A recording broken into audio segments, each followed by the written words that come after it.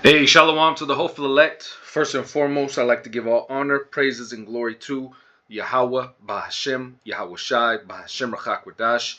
Double honors to the apostles, bishops, and elders at Great Millstone who teach the truth and rule well. This is the brother Yatabia Wa'ala coming back from the GMS SF Bay Area camp. And I got a quick lesson today.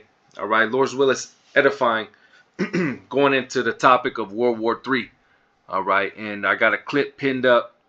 This is from one of the generals of the Marine Corps. All right, and he's letting you know what's coming. All right, now I'm gonna play it. I'm gonna grab a couple precepts, and again, it shows us that we're truly at the end. All right, we're at the end of this society, America, known as Babylon the Great. All right, we're living in end time prophecy. There's a great destruction that's gonna happen. This place, America, is going to be destroyed with thermonuclear destruction.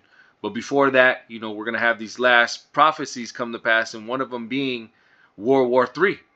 All right. But before World War III has to pop off, we know the MOTB has to be implemented. All right. But listen to this, General. And fair use, fair use. The Marines here today are cut from the same cloth as those who seized Tarawa, withstood the cold of Korea, and fought through the streets of Iraq and the mountains of Afghanistan. And the next fight is coming. Trust me, it's coming. Across battlefields, our character has never wavered. You heard him. All right. This is General Eric Smith. He said the next fight is coming. Trust me, it's coming. All right. And what is he talking about? World War III. All right. This again, the scriptures say at the end times there'll be wars and rumors of wars, but primarily World War III. You had this whole ceasefire deal over there in the Middle East with Israel and Gaza, and what happened? And small ass reneged. Of course, they blamed it on those those Palestinians. All right, but it shows you what that the Lord is getting it popping. All right, the scriptures say when they shall say peace and safety, there's sudden destruction. All right, but this is Revelation 11 and 14. It says the second woe is past. Now, again, the scriptures are full of prophecies, and this prophecy came to pass, which is the second woe, talking about World War II. All right, and we know what happened there in the 1940s. We know who was involved. You have the Allied powers, the Axis powers. All right, we know what went down. It says, and behold, the third woe cometh quickly. The third woe is talking about the Third World War. All right, and we see again the Allies being formed. All right, you have, the Russian-backed nations. All right, and you also have the U.S.-backed nations. But, all right, we understand that they're all going to gather, which I'm going to grab and draw the third chapter in that Middle Eastern region. All right, but again, the third woe cometh quickly. Now, Joel 3 says, I'm going to jump straight to the point. Joel 3 and 9, it says, proclaim ye this among the Gentiles, going into these heathen nations. Prepare war, wake up the mighty men, let all the men of war draw near, let them come up. All right, so the Lord is having these nations gear up for war. All right, again, what did the general say? Trust me, it's coming. All right, and all these nations are gearing up for war. All right, that's why you have all these different theaters going around, theaters of war. You still got Ukraine and Russia. Russia just bombed Ukraine, or vice versa. It was a big one. All right, you still got the Taiwan and China skirmish. You still got in the Middle East, Israel and Gaza. All right, you still got over here now. The U.S. messing with Venezuela. Okay, so it's going on. All right, now again, the Lord is preparing these nations for that big war.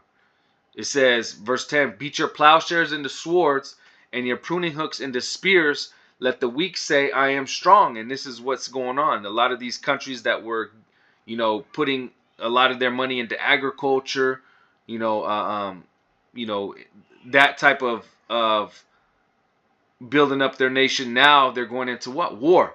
So they're converting that money that they would have put somewhere else, like agriculture, into their military.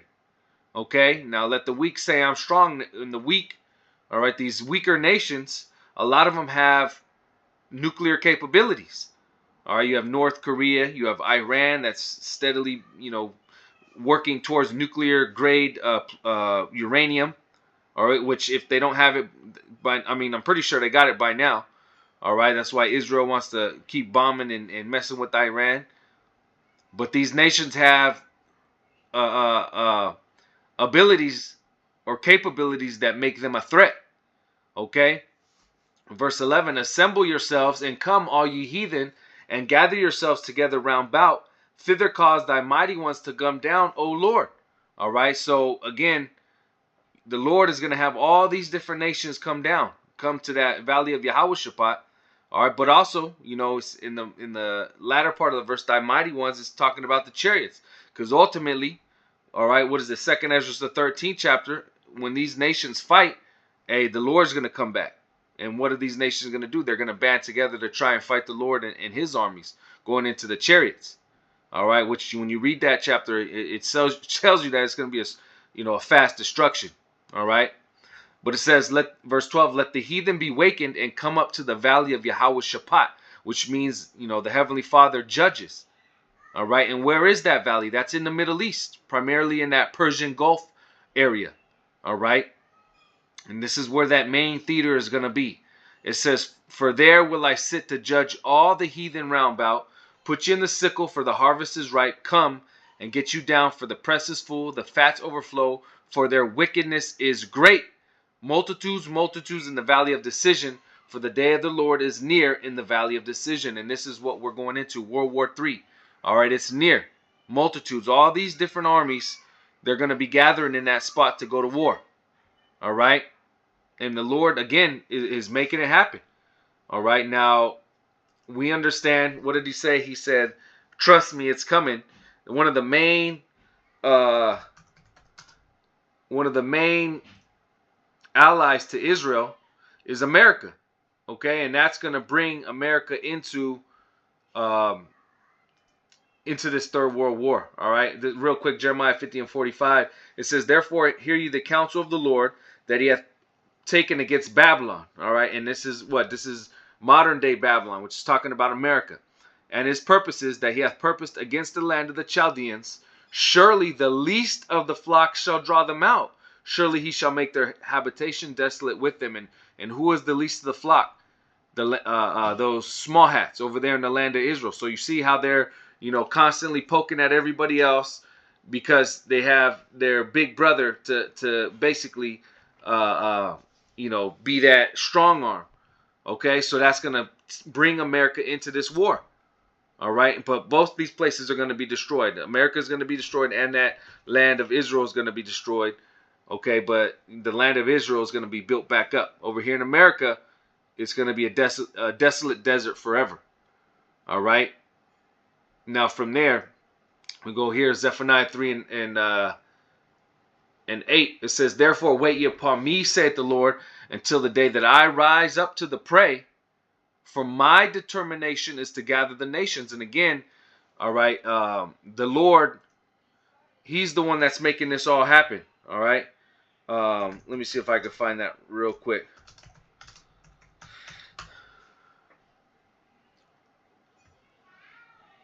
Bear with me real quick. Salaki.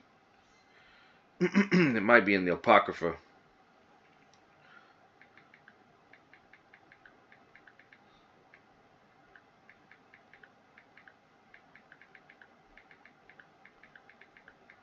Yeah, here it is. Nope, Proverbs. Let me see, did it come up? Nope. Let me just grab it. Proverbs. Because no matter what, these nations want to do, what these kings are thinking, this is all the plan of the Lord. All right, this is prophecy. The scriptures say the word of the Lord does not go out void. All right. So if the Lord wants it to happen, it's going to happen. Real quick, Proverbs 21:1, it says, the king's heart is in the hand of the Lord. His heart meaning his mind. As the rivers of water, he turneth it whithersoever he will. So the Lord is in control of everything going on. All right, the Lord is omnipotent. He has sway over all things. All right, so what's going to happen? He's going to put it in the minds of these kings, and their armies to gather where he wants them to gather.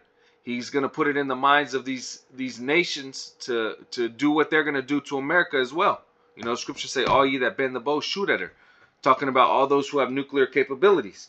But again, the Lord has a prophecy, all right, of World War III, and he can make it happen whenever he determines that it's time.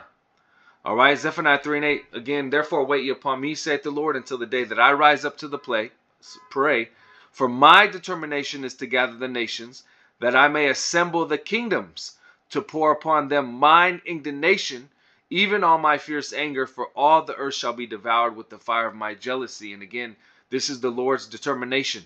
All right, all these nations' armies are going to be judged there. All right, scriptures talk about, you know, the slain of the Lord being many. There's going to be, this is utterly going to destroy these different kingdoms because their armies are going to be desolate. So when the Lord comes back, you know, these armies are going to fight, but then they're going to try and fight against the Lord, and the Lord is going to make quick work of these armies. And that's fully going to destroy these nations, because if you don't have an army, well, then your nation falls because there's no way to protect you. All right.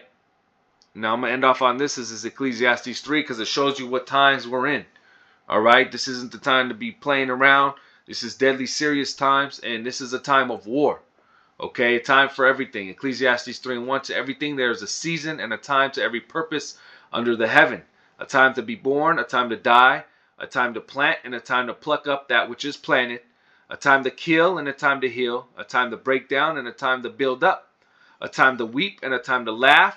A time to mourn and a time to dance. Okay, and again, we are behind enemy's lines. We are yet this day in our captivity. Esau is getting ready to roll. So what are we supposed to be? We're supposed to be sober. All right, watch it. We're supposed to have that holy conversation or that holy conduct. It says a time to cast away stones and a time to gather stones together, a time to embrace, a time to refrain from embracing, a time to get, a time to loose, a time to keep, a time to cast away, a time to rend, a time to sow, a time to keep silence, and a time to speak, a time to love and a time to hate. And this is the point, a time of war and a time of peace. Okay, and again, we are not in the time of peace, we're in the time of war. All right, and again, you know, this is end time prophecy, and this is one of the last prophecies that has to come to pass before Yahushua makes his return. Okay, so this is, you know, this is beautiful news. You know, these are things that we're looking forward to. These are things that we're hastening. All right, and you know, seeing this is proof that Yahushua is almost here. Okay, a Lord's will. This is edifying. Once again, I want to give all honor, praises, and glory to Yahweh, Bahashim, Yahushai, Bahashim Rachakwadash. Double honors to the apostles, bishops, and elders at Great Millstone. Shalom to the elect, and Abba Baba.